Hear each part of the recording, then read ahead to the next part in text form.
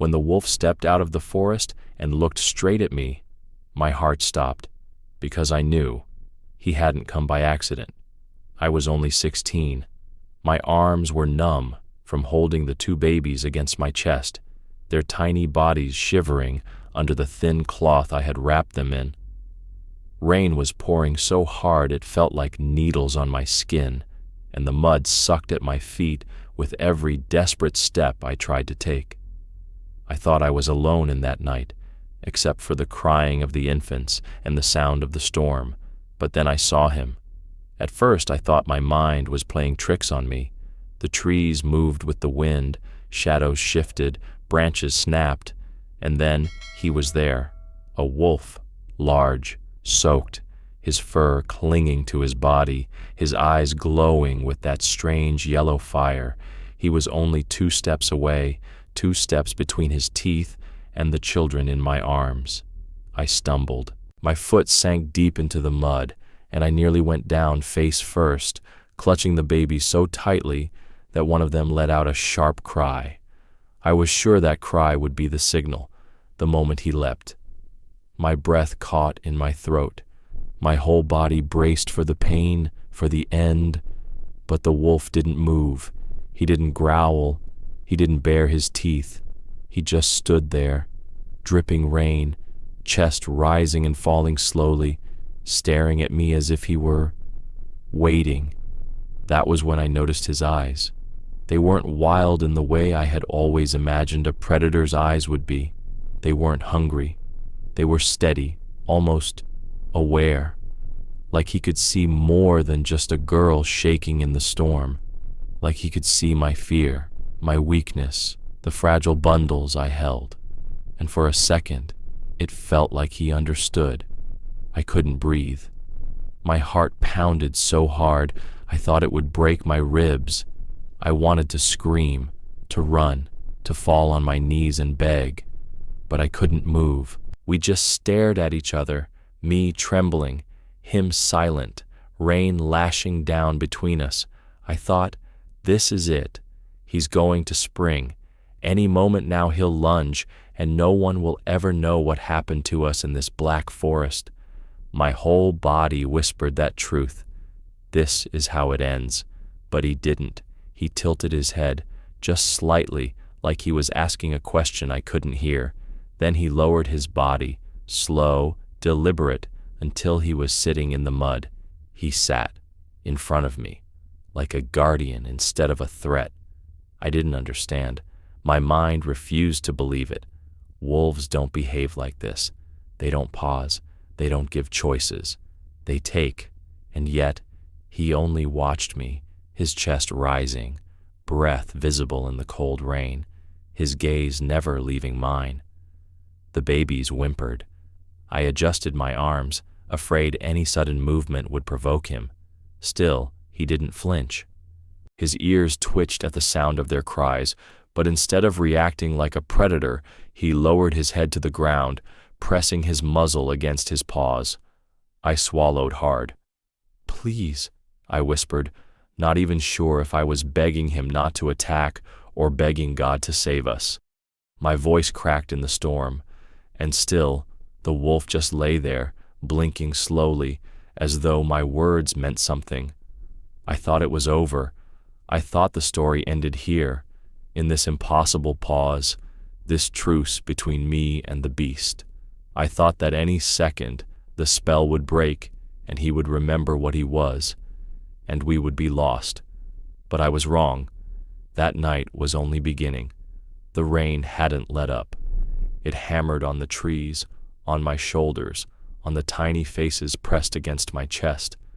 My arms burned from holding them so long, but I didn't dare shift my weight too much. The wolf was still there, silent, his eyes locked on me like he was waiting for a signal only he could hear. And then, he moved. My stomach dropped. He rose slowly, so slowly that every muscle in my body screamed, "Run!" I couldn't. My legs were stone. He took one step closer, just one. My breath tore in my throat as if that single step would decide everything. But he didn't lunge. He didn't bare his teeth. He lowered himself again, this time even nearer, and settled into the mud like a watchman taking his post. I froze. My mind scrambled for explanations. Wolves don't behave this way. They don't sit down calmly next to prey. This wasn't calm. This was intentional. The babies stirred, their tiny breaths sharp and ragged. I could hear the rasp of one, struggling against the cold. My heart cracked open. I tightened the cloth around them, praying their warmth would hold a little longer. That sound, the uneven breathing, felt like a beacon calling danger closer. And I thought, the wolf will hear it. He will know how weak we are, and then everything will be over. But the wolf didn't advance. He shifted just slightly, laid his head down on his paws, and watched. His chest moved with slow patience, like he had all the time in the world. The storm pounded, the babies whimpered, and still he only kept his vigil. That was when it happened. His ears pricked. His eyes left me. It was so sudden that I almost gasped. The wolf's head turned sharply toward the trees, as though something deep in the forest had caught his attention. His body tensed, his muscles tight under his wet coat. The change was instant. He wasn't looking at me anymore. He was listening to something else. For the first time, my terror shifted. It wasn't me he was focused on. It was the forest. A branch cracked somewhere in the darkness. A sound that didn't belong to the storm. My pulse spiked. The wolf's ears twitched again. He raised his head, eyes glowing, fixed on the shadows. A low rumble, almost a growl, vibrated in his throat. My breath shook. My whole body felt like it was going to give out. The babies shifted again, and I clutched them tighter, afraid even their cries would draw whatever else was there closer. And then I realized the truth. He wasn't watching me. He wasn't stalking us. He was guarding us. The shock of that thought rattled through me harder than the thunder overhead. My knees nearly buckled with it.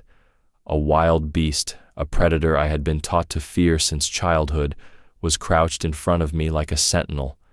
His gaze swept the trees, not my arms. His ears caught distant movements, not the cries pressed against my chest. He was on our side. The words felt impossible, unbelievable, and yet I couldn't deny what I was seeing. Every time the forest groaned, every time a shadow shifted, his body leaned forward, not toward me, but toward the unseen. His chest rose with a growl that didn't belong to hunger, but to warning. My throat closed. I felt hot tears spill onto my cheeks, mixing with the rain. My whole life I had believed wolves were monsters, nothing more. And here he was, planted between me and something darker in the night, as if his purpose was to shield me. He glanced back once, just once, his eyes meeting mine for a heartbeat, and in that gaze, I felt it. He was not asking permission, not seeking trust. He was telling me, "Stay still. I'll keep watch." My body trembled so hard I thought I would collapse. The babies whimpered again, their breaths shallow, and I rocked them softly, whispering nonsense just to keep them calm. But my eyes never left him, and his never left the forest. He wasn't looking at me, I whispered to myself, the words breaking from my lips without thought. He was guarding us. For a moment, I let myself believe it. For a moment, I felt safer in the presence of a wolf than I had with people. And then I shook my head hard. Number. That couldn't be. Wolves don't guard humans. Wolves don't protect children. This was a storm trick, a desperate mind clinging to hope. It had to be coincidence. Just coincidence. Or so I thought. The first howl rose so clean and long that it cut through the rain like a blade. It didn't come from him. It came from the dark behind him, from the trees that swallowed sound and gave it back bigger. I froze. My legs forgot what standing was. The babies stirred against my chest, and I felt their breaths catch on the edge of a cry. He was on his feet before I could blink. One moment he was a shadow on the ground, The next, he was a wall. He stepped between me and the forest, shoulders squared, head high, water streaming off his coat. I could see the line of his spine under the wet fur. He planted himself like he had roots. Another howl answered, closer, then another, lower, like a drum under the thunder. The hair on my arms stood up. I knew there were more. I could feel them in the way the night changed shape. The rain kept falling, but it felt like the forest had gone quiet under it, listening. He growled, not at me, not even at the babies when one of them finally gave a broken little cry. He growled at the trees. The sound was deep and steady, a warning, a line drawn in a place where lines didn't exist. It vibrated through my ribs. It said, this far. A twig snapped somewhere ahead of us, not the sound of wind, a deliberate sound. Weight on wet wood, then another, to the left. I turned my head, but he moved first, shifting to cover me. He tracked something I couldn't see, his ears sharp, his eyes lit from inside. I had always imagined wolves coming in a rush, a blur of teeth and speed. This was worse. This was patient. This was measured. Steps in the brush, rain hiding the approach, the knowledge that they were out there, circling, reading the scene the way hunters do. He took a slow step forward and let out a growl that started low and climbed until it pressed against the sky. The forest answered with silence, then a shuffle of feet, then the soft thud of bodies stopping. I could not see them, but I felt them pause. All of it was happening in the space between sounds. Please, I whispered, not sure to whom. My mouth was so dry it hurt, even with the rain. My fingers had gone numb around the small bundles I held, but I didn't dare change my grip. He leaned forward. His tail was still, not like a dog's at all, a rigid line that spoke a language I did not know. His hackles lifted. He put his body where mine would have been. He was my shield.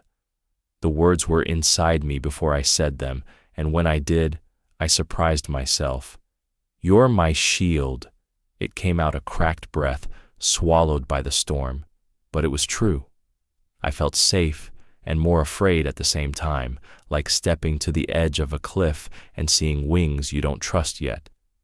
The baby's breathing turned thin and quick, the way cold makes lungs feel like paper. I tried to turn their faces toward the crook of my arm to protect them from the rain, and the motion must have looked like stepping forward. He matched me instantly, blocking, not with a threat, but with certainty, as if to say, stay behind me. The next howl was close enough to shake the leaves. Then came the sound of paws in the brush, more than one set, heavy and sure. I shut my eyes for a heartbeat, then forced them open. I didn't want to miss the last thing I might ever see. He lifted his head and gave a sharp, short bark. It was the first time I had heard that sound from him. It was not a plea. It was not fear. It was an order. The brush stilled. Rain took back the space between us. I heard one animal circle right, then stop. Another shifted left, then stilled. The low growl in his chest didn't waver. He stood so close I could see each raindrop run its path along the ridge of muscle above his shoulder. The night held its breath with me. Minutes passed like years. Or maybe it was only seconds stretched thin by terror. He did not move. He did not look back. He held the line. The forest tested it again. Another step, another snap of wet wood, and he answered each time with a sound that seemed to widen the space between us and the unseen. I realized then that I had stopped shaking, not because the danger had passed, but because something in his stillness had reached me. He wasn't a storm I had to survive. He was the quiet in the middle of it. The next howl came, but it was different. It had distance in it, like a flare thrown high. Another followed, farther away. Then the forest shifted from poised to unsure. Feet retreated over wet leaves. The sound of bodies pushing through brush moved deeper into the dark. The pack, if it was a pack, was leaving. I didn't understand. Why listen to him? Why yield this piece of ground to a single wolf guarding a girl and two crying infants? The night offered no answer, only the smell of wet earth and pine and the ache in my arms. His growl faded to a hum, and then to nothing. He stood another long moment, as if making sure the choice would hold. Then, slowly, he lowered his head and looked back at me. Not long, not soft, just a check, like a soldier glancing over a shoulder to confirm the ones behind him were still there. My knees went weak with the rush of what I had just lived through. I wanted to drop to the ground and sob. I wanted to press my face into his wet fur and say thank you like a child. I did neither. I just breathed, big, broken breaths that tasted like rain and fear and relief. The forest exhaled with me. The howling thinned into the distance until even the echo gave up. The only sounds left were the rain and the babies and the fragile tremor in my chest. I thought it was done. I thought he would leave as soon as the danger passed, vanish the way he had come, return to the world that made sense to him, and leave me to mine. But the night had other plans. He didn't leave. After the last howl faded, the forest seemed to loosen its grip on my lungs. I tried to breathe like a normal person and couldn't. My arms were fire from holding the babies. My fingers had gone pins and needles, and I was afraid to even blink. The rain kept pounding, cold and steady, and the cloth around their faces was turning from damp to soaked. I curled my body over them as best I could. That was when he moved again. He turned from the trees to me, not rushing, not crouching to spring, just a quiet, certain step. My stomach flipped. I almost said no out loud, like a word could stop a wolf. He came close enough that I could see the spray of water on his whiskers, the black line of his nose shining in the stormlight. I stiffened, my knees locked so I wouldn't fall. He lowered his head toward the bundles in my arms. I gasped. The sound tore out of me, raw and small. He paused, as if my breath had tugged a string inside him. Then, with the gentlest patience I have ever seen in anything wild, he leaned in and sniffed. He didn't push. He didn't snap. He drew the scent of them like something delicate, like steam he was trying not to disturb. A tiny hand twitched under the cloth. He touched the fabric once with the tip of his nose, so light it was almost nothing. A sob broke out of me. It wasn't pretty. It wasn't brave. It was the sound of every fear cracking open at once. I flinched away without meaning to, turning my shoulder, bracing for teeth that never came. He stepped back. Just a small step, but real. He gave me space. His ears flicked. His eyes rose to my face for a heartbeat. Steady, not pleading, not proud, just there. Then he looked away again, as if to say he understood that I needed room to be afraid. The babies made a thin, papery sound that wasn't quite crying anymore. It was worse. It was the sound of cold. I tried to tuck the cloth tighter, but the rain had found its way into everything, and my hands were shaking so badly I could hardly manage the knot. He watched. 1 breath, 2. Then he did something I still don't know how to tell without feeling that first punch of disbelief all over again. He circled me once, slow and close, reading the wind the way a person reads a map. Then he chose a side, upwind, and lowered his body to the ground, pressing his flank against my legs. He curled just enough to make a wall around us, his back taking the rain, his chest facing the forest, his tail tucked from the weather. Heat moved off him like a quiet fire. I felt it, first against my soaked skirt, then along my thighs, then, God help me, through my arms into the bundles I was trying to keep alive.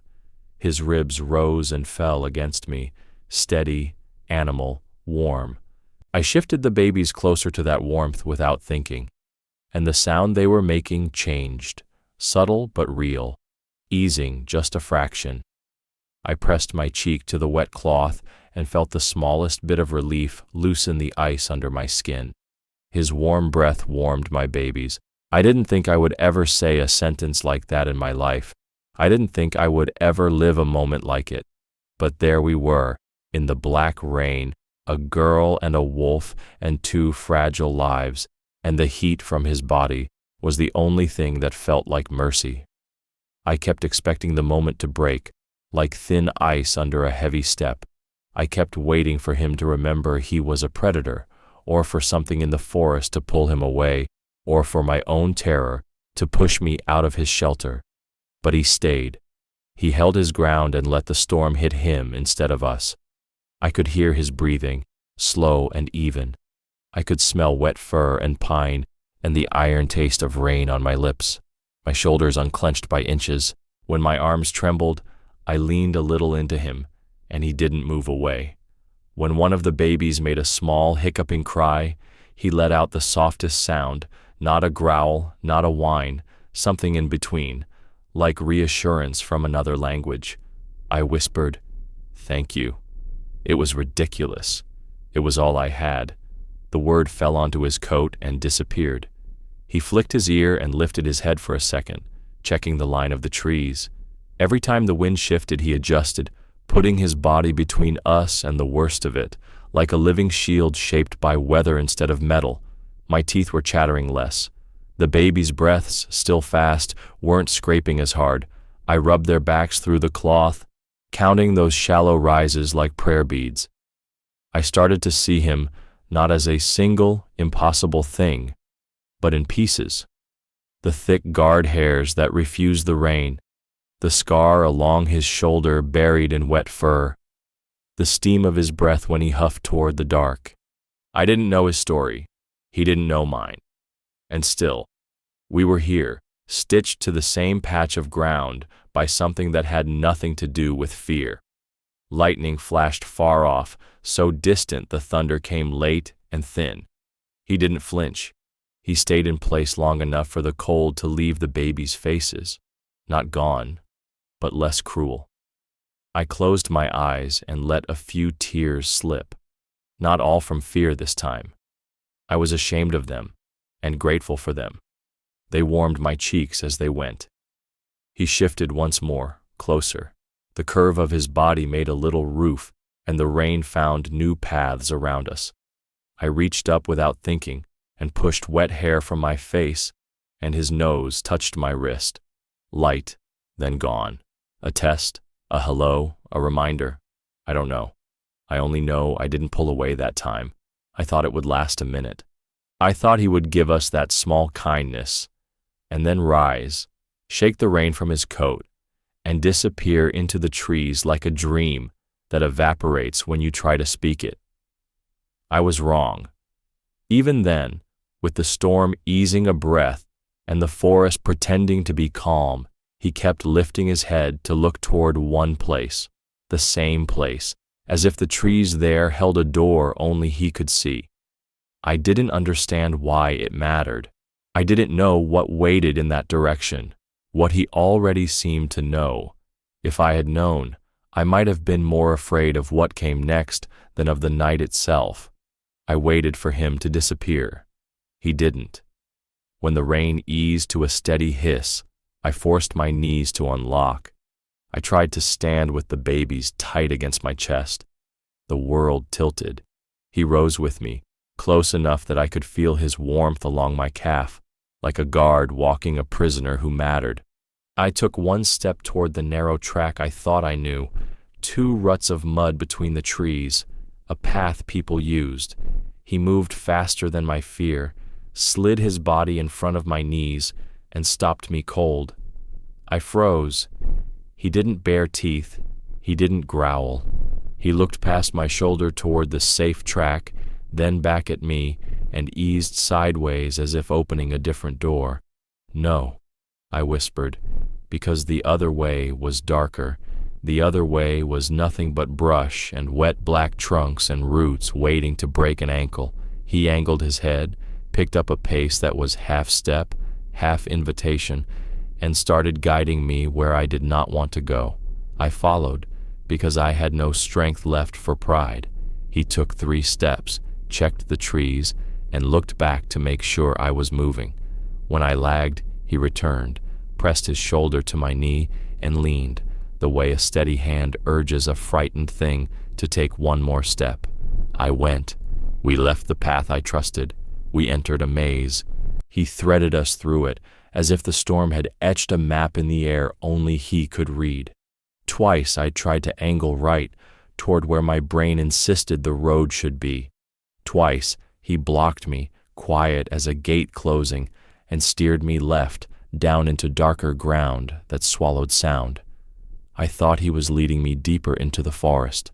I thought I would vanish between those trees, and no one would ever hear our names again. Every time the babies breathed too shallow, I nearly turned back, but he wouldn't allow it. He would slip ahead, stop, look over his shoulder, and wait. When I stumbled, he returned and stood so close my shins touched his ribs, lending me his balance. I hated that I needed it and blessed it at the same time. He took us across a gully I hadn't seen, full of water running fast and brown. I would have stepped into it and gone down. He stopped at the edge, planted his paws, and held there until I realized what the sound was. I skirted it. He followed, checking the brush, breathing that slow, steady rhythm that calmed what it touched. A branch snapped to our left. He froze, scanned, then nudged me forward again, as if to say, "Not that way, this way." We came to a deadfall. He found a low gap and crawled through, then turned and waited with his chest nearly on the ground until I could crouch an inch under it without scraping the babies.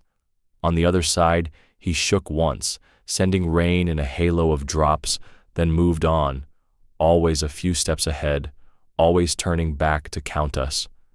I don't know how long we walked like that, me half stumbling, half praying, him reading the rain and the wind and the shapes of dark like a book with no words. I only know the moment when my fear changed its name. It stopped being terror of him and became terror of losing him. If he vanished, I would be a compass with no north. He knew the way better than I did. Saying it felt like confessing a sin. It also felt like being rescued from drowning by a wave that chose not to break. He led me into a stand of older pines where the ground turned soft with needles, and the storm sounded distant, like someone else's trouble. The air smelled darker here, more resin than earth. He quickened his pace. I tried to keep up. My legs shook like they belonged to someone I had borrowed. The babies were heavy and light at once, all heat and fear and breath. We bent right around a split trunk, and there it was. So sudden, I thought I had imagined it. A shape under the trees that wasn't a tree, a squat outline with a slanted roof and a sagging porch. The old hunting cabin, the one men talked about when they said, "Don't get caught out here when the weather turns." I had never found it. I had never even known which side of the ridge it lived on. He took me to it as if he'd built it himself. I stopped dead. My chest clawed for air that wouldn't come fast enough. My eyes stung. He moved to the porch and put his paws on the first step, tested it, then looked back at me the way a person would when they say, "Here, this will hold." I climbed. The boards complained but did not give. The roof glanced the rain away. My knees sagged so hard I almost dropped to the planks. He didn't push inside. He didn't try the door. He stood at the edge of the porch where the wind bit hardest, facing the forest. Body a barrier, I no longer questioned. I nudged the door with my shoulder. It stuck, swollen with weather.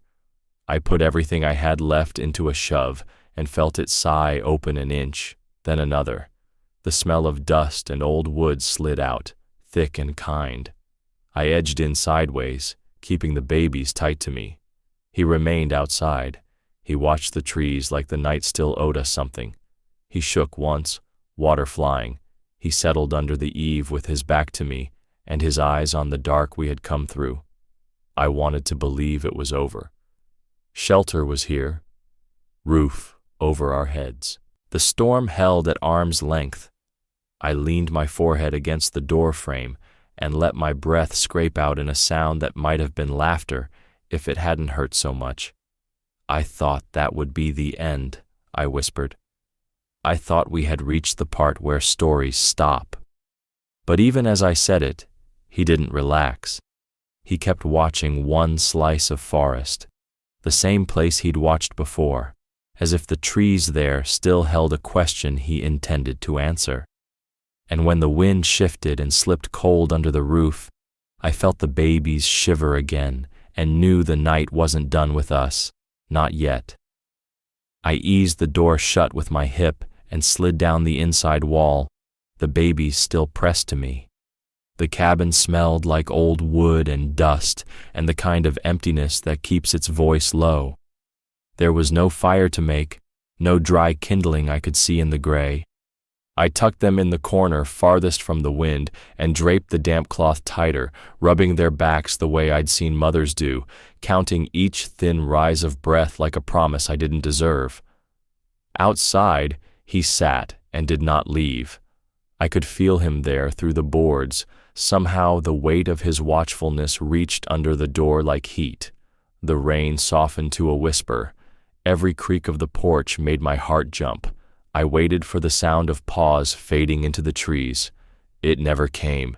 Instead came other sounds, a soft scrape along the steps, a low rumble that wasn't thunder, then a sudden, sharp snap of teeth and a thud against the porch rail, followed by the frantic skitter of something small fleeing. A fox, maybe, or a raccoon brave enough to try the edge of shelter. He sent it away with a single warning that shook the dust from the rafters. I pulled the door open a hand's width to look. He was exactly where I knew he would be, under the shallow eave, facing the dark, body angled to block the gap, rain running off his coat in narrow streams. When he heard the hinges complain, he didn't turn. He only lifted his head a little higher, as if to say, "Stay inside. I'm on the line." I closed the door. The babies stirred. I pressed my lips to their foreheads and breathed warm air onto cold skin, over and over, until my own lungs hurt. I whispered words that weren't prayers but might have been. Time went strange. The night stretched thin and taut, and I hung on it, waiting for it to tear. Twice more, his voice broke the quiet, a deeper growl for something heavier in the brush, then a short, hard bark that made the hair on my neck rise. After each sound, the forest stepped back. The silence afterward felt earned, like he had paid for it with the steadiness of his body and the conviction in his throat. I shivered so hard my teeth tapped. I tried to think like daylight. Just make it to morning. Morning means people. Morning means roads, footprints, smoke. Morning means a world that makes sense. I told myself the first slice of pale on the trees would be enough to carry us out of this impossible spell, that the wolf would melt back into the life that had shaped him, and I would gather what was left of mine. I thought he would disappear with the dawn. But when the gray finally bled into the black and the cabin shapes found their edges, the first thing I heard was not absence. It was the soft clatter of claws on wood, a careful step, then another. I opened the door a little, bracing for the space to be empty. He was there, and he was holding something. Clamped gently in his jaws hung a piece of fabric, heavy and dark with rain, frayed along one edge, like it had been torn from something bigger. It might once have been part of a tarp, or canvas from a hunter's blind, or a strip of old sack that had wandered the forest for years. He set it down on the threshold and nudged it toward me with his nose. Then he stepped back, head lowered, waiting. For a breath I couldn't move. My mind refused to accept the picture in front of my eyes. Wolves don't fetch. Wolves don't bring gifts to doorways. Wolves don't look at a girl with 2 babies and decide to supply what she is missing. I reached down with a shaking hand and pulled the fabric inside. It was wet, yes, but thick, heavier than the cloth I had wrapped them in, big enough to double and make a real barrier against the air. When I draped it over the babies, they quieted almost at once, as if the weight itself told their bodies a different story. I tucked the edges under their feet and hands, and the small sound they had been making all night, thin, papery, half cry, softened to something else, something that didn't hurt to hear. I looked back at him through the open door. He met my eyes, and in that gaze there was no triumph, no command, only the same steady fact that had held the forest at the porch rail. You need, I can give. He turned from me and scanned the trees again, ears forward, nose working the new morning. The beast did what a man should have done. The sentence landed in my chest like a stone dropped into deep water. It sank through everything I thought I knew and kept going. I pressed my palm to the wood beside the latch because I needed something solid to touch. I wanted to tell him what it meant, how the shape of the world had just shifted under my feet, but all I had was breath and a broken "thank you" that dissolved into the space between us. If your heart is thudding right now, you understand. Subscribe. This is where the real truths of nature live, and I will tell them as they are. The babies slept for the first time since the storm took the sky. I sat with my back against the wall and watched his silhouette cut from the light. He moved once to the edge of the steps and stared at the same slice of forest that had bothered him all night, that invisible door only he seemed to know. When the wind changed, he shifted to take it with his chest instead of letting it find mine. I waited for the sun to clear the trees and burn the night away. I told myself again that when the light finally touched the porch boards, he would be gone. A ghost returned to the story he belonged to. I said it so many times it felt true. But when the first thin bar of gold reached his paws, he did not leave. He stood, stretched the stiffness from his legs, and trotted down the steps, not toward the easy path, not toward escape, but in a hard line into the brush, as if following a thread I couldn't see. I held my breath. Seconds later, I heard a rustle, the scrape of something being pulled, and then he reappeared, dragging another strip of fabric from under a fallen branch. He carried it with the same care, climbed the steps, and dropped it by the door without looking at me, as if generosity were a task and he intended to finish it. I folded the second piece and added it to the first. The cabin felt warmer by a miracle I could touch. I should have felt safe. I should have believed the worst was over. I didn't, because even as the light grew and the storm gave up its hold, he kept glancing at that one place among the trees, ears pricked, body poised. It was as if the night had left a question hanging there, and he was the only one who knew the answer existed. I thought the day would close the story for us. I thought the impossible part had played itself out, but the morning had its own surprise, and it was waiting just beyond the first line of pines. Morning did not arrive all at once. It seeped into the trees, thinned the shadows, drew lines where the night had smeared everything into one long fear. I sat against the wall with the babies under the heavy fabric he had brought, listening to their small, honest breaths, and I realized what I had been refusing to name. We were alive because of him, not by chance, not by luck, because he had chosen to hold the dark where it pressed hardest. The door stuck when I tried to open it, swollen with rain, but I eased it wide enough to slip through. The air outside was cold and clean. He was exactly where I felt he would be, under the eave, paws planted on the porch boards, eyes on the same cut in the forest that had pulled his attention all night. He did not startle. He did not move away. He watched me the way a lighthouse watches a shore, steady, unblinking, certain. I stepped to him like you stepped toward a cliff you once feared and now trust to hold. My voice came small and hoarse. Thank you. It was just those two words, everything I had and not nearly enough. He turned his head and met my eyes. It was not the stare of a predator measuring distance. It was not the vacant look people give wild things when they are afraid to see themselves in them. It was a look that held me where I stood, It was calm. It was clear. It felt like standing in a doorway and finding a person on the other side. Someone who has seen what you have seen and does not need it explained. He looked at me like I was his own. I felt the words settle into my ribs and change the shape of the room inside me. I thought I would break from it. I thought my knees would go soft, and I would sink to the boards and sob until the last salt left my body.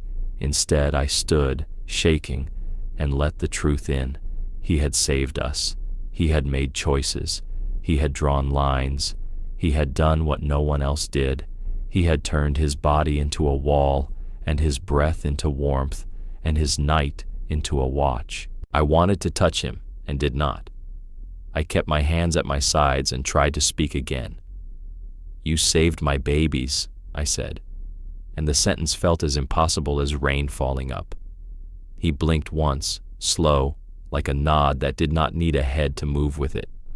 Behind me, inside the dark of the cabin, one of the babies shifted and made a soft, satisfied sound. He heard it. His ears twitched. He glanced past me toward the door, then back to the trees. Duty still had its hooks in him. The forest held his attention the way a string holds a kite.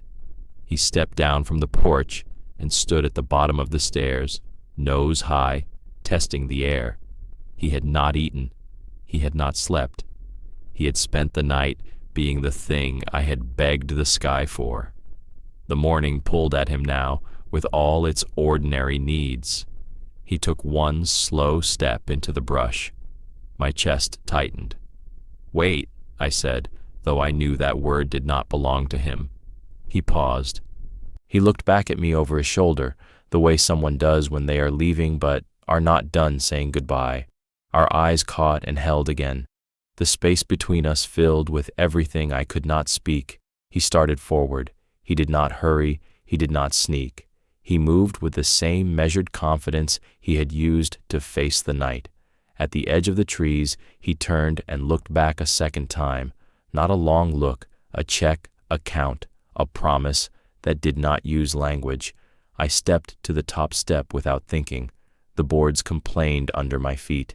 He watched my movement and waited until I was still, as if making sure I would not follow, as if he knew I still needed the safety of walls more than I needed the truth of his trail. He slipped into the pines. Branches brushed his sides and released their water in small showers. His coat darkened as if the forest were claiming its own. For a heartbeat, I could only see the line of his back and the flag of his tail. Then he vanished, and the trees stitched themselves close behind him. I stood there too long. The cold found my skin again.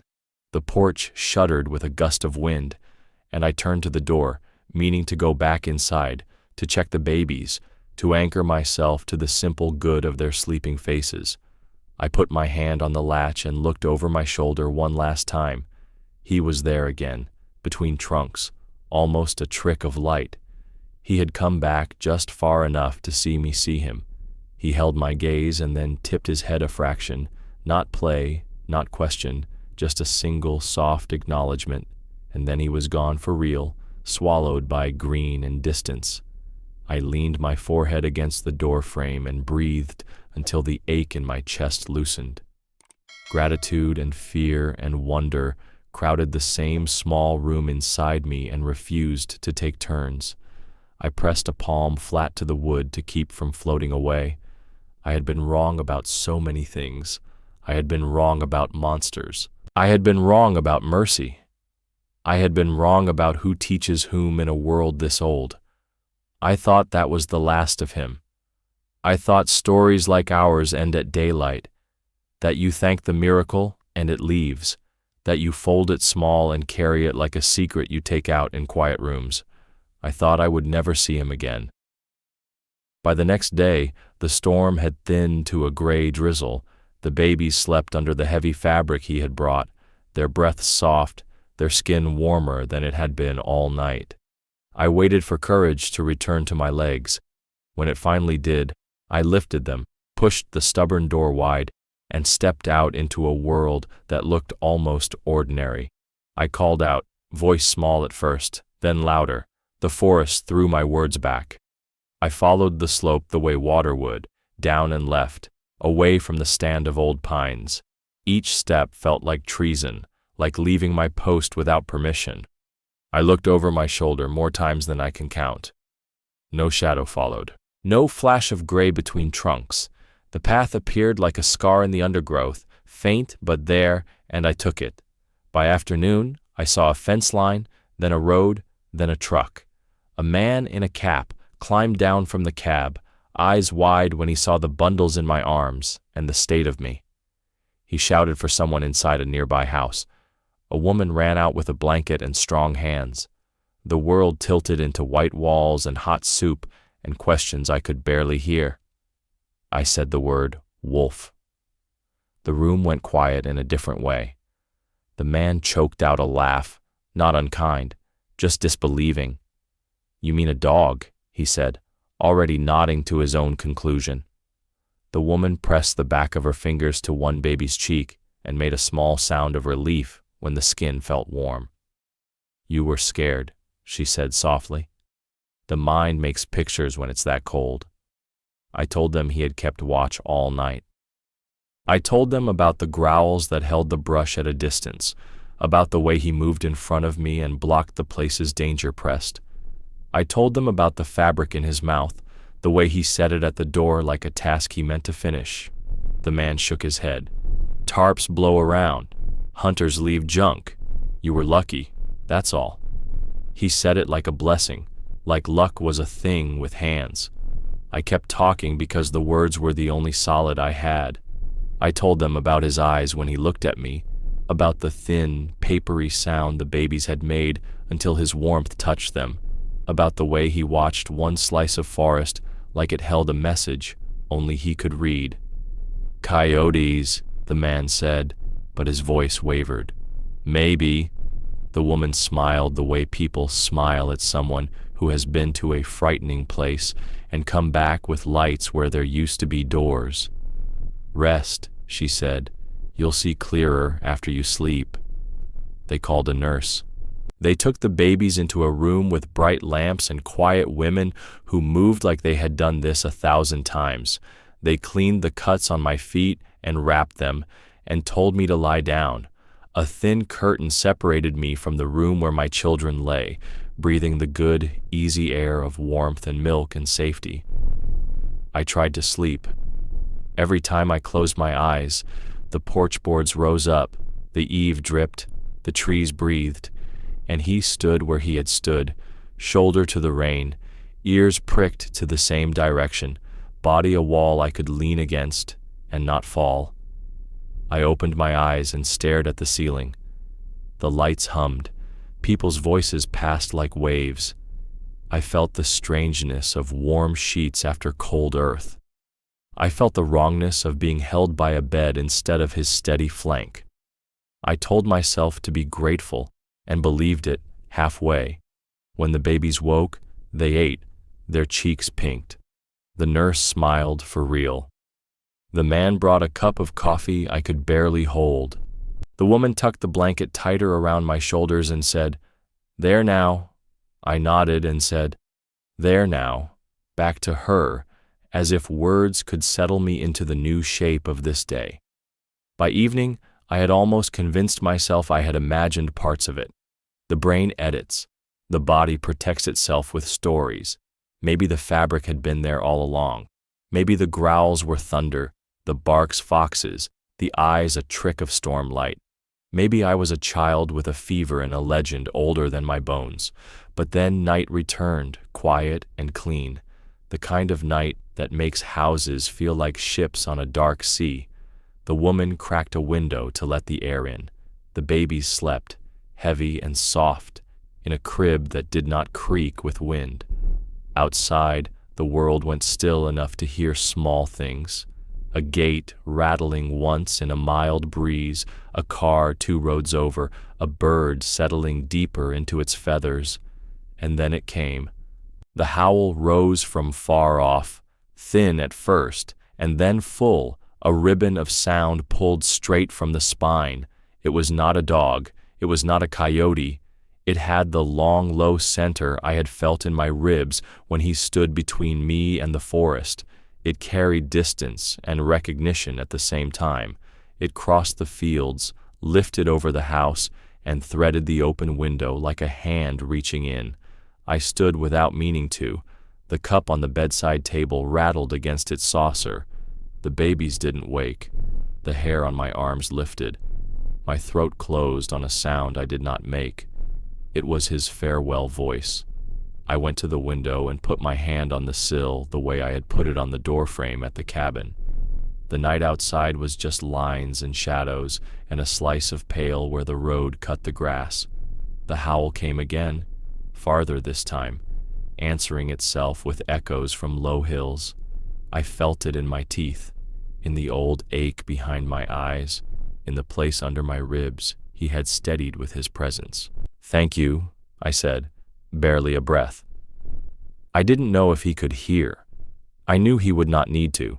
He had always understood without words. The sound faded. The world rested.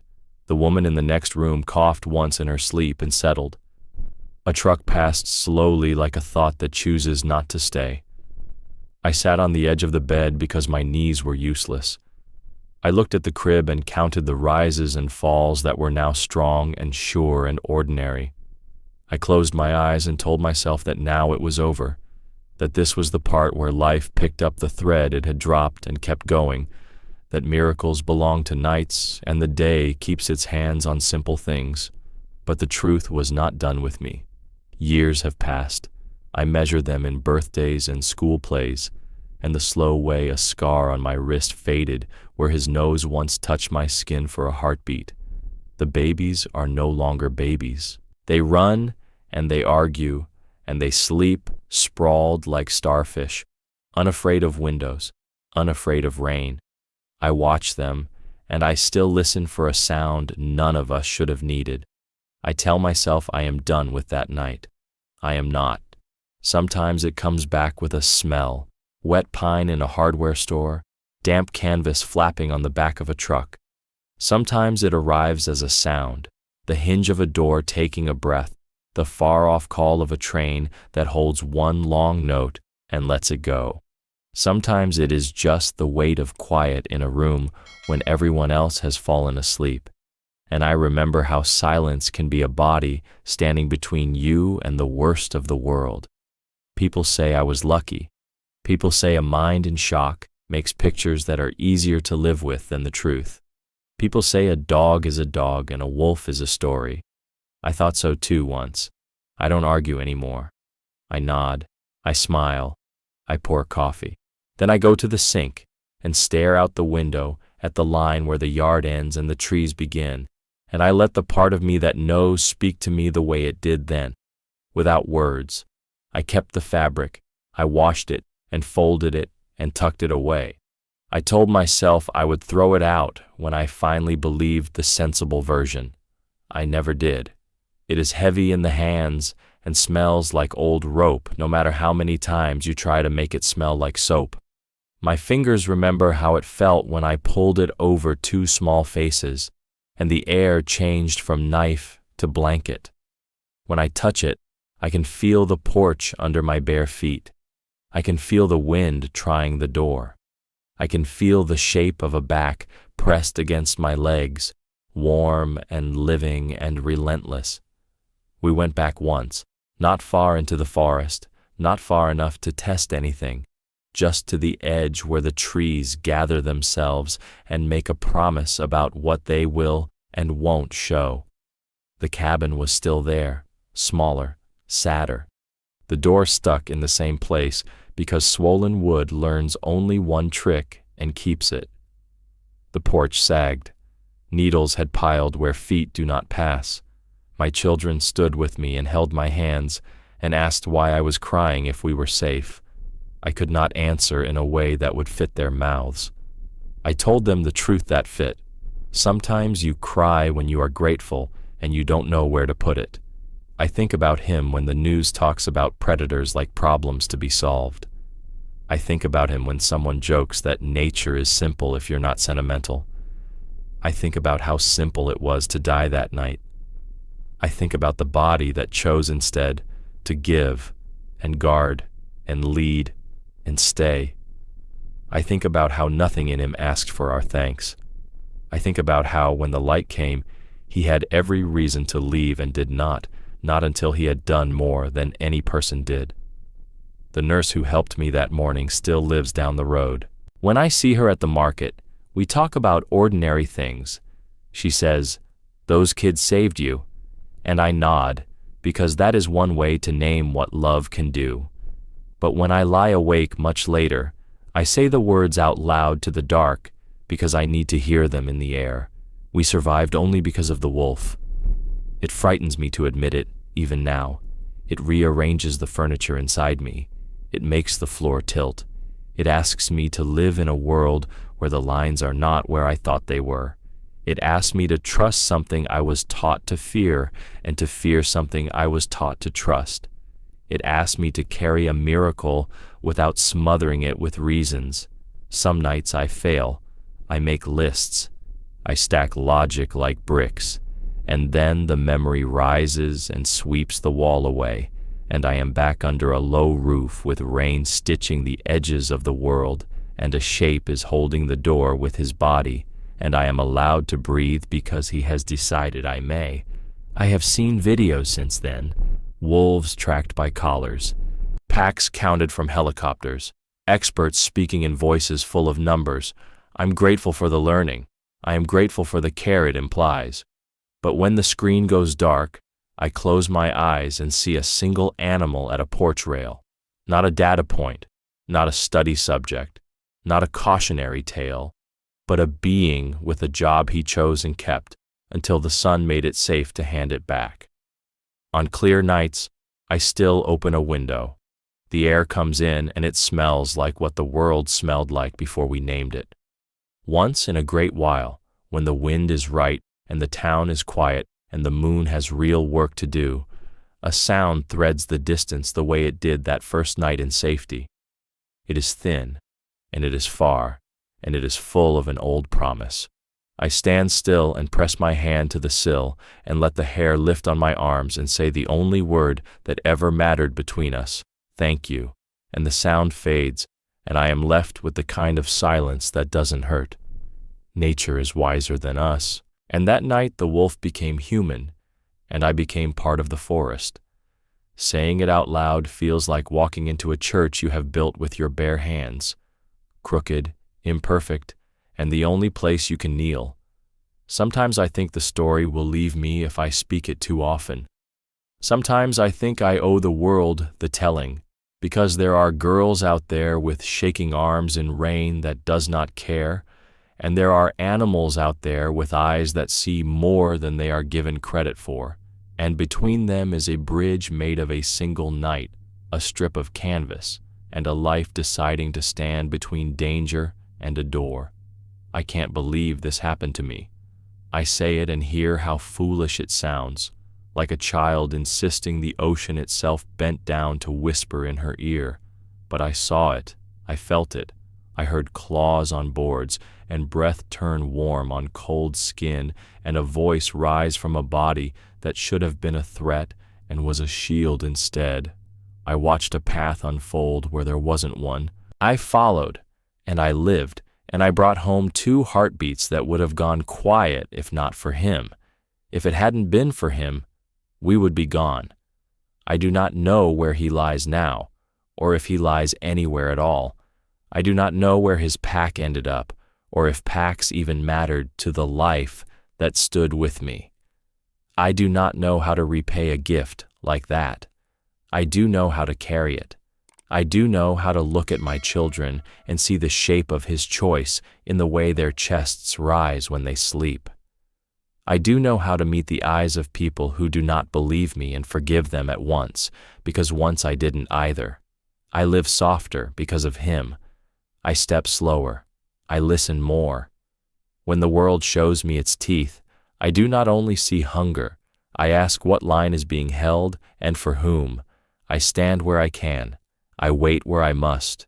I keep a piece of old fabric in the back of a drawer, and sometimes I take it out and hold it and let my knees shake as if the storm were still here, and then I put it away and go make breakfast for the lives that stayed. This is what I know now, and it is enough. If your heart is full of reverence right now, write, "Nature is wiser than us."